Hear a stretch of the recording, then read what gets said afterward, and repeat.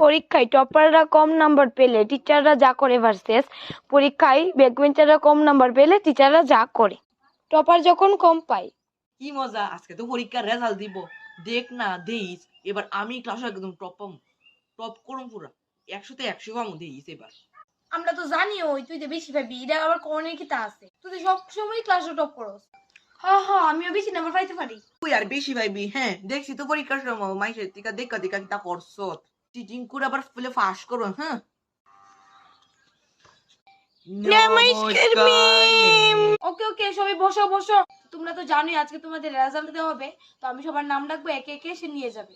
তো প্রথমেই ফাটাবাস পেয়েছো 100-তে 75%। তেও ম্যাম। তো দ্বিতীয় গুদাস, তুমি 100-তে পেয়েছো 96%। এই নাও। দেন ম্যাম। তো এখন পাদমারা, কি পাদমারা এত কম পেলে, মাত্র 35%। এই নাও, পড়াশোনাটা ভালো করে করবে। কিতা 35%? কে তো কম আমি পাইলাম কেমনি? আজকে গেলে আমার মা বাবা মানে মার পই, আমি না দেখা লেখছি তো, আমি তানে দেখা লেখা এত বেশি পাইছে, আমি এত কম পাইছি, আমি বিচার করতেছি না। রে তুই না বলে বেশি পাবি, দেখ আমি 95 পেয়েছি। চুপ থাক তুই। ও বালা কথা কইলি চুপ থাক। চিটিং করে পাস করছ তুই জানোস? আর ব্যাক বেঞ্চার কম পেলে টিচাররা যা করে। আজকে তো পরীক্ষার রেজাল্ট দিব, আর আমি জানি ওই আমি 20-25% পামু।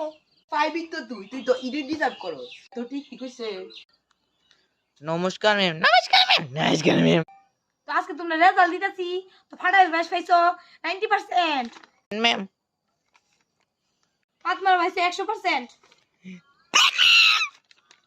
আর ফুটকি দাও শেখ। ম্যাম আমি তো তোমার থেকে এটাই আশা করেছি, আমি আশা করি ভালো পরিবার থেকে ভালো করে পড়ে আসবে।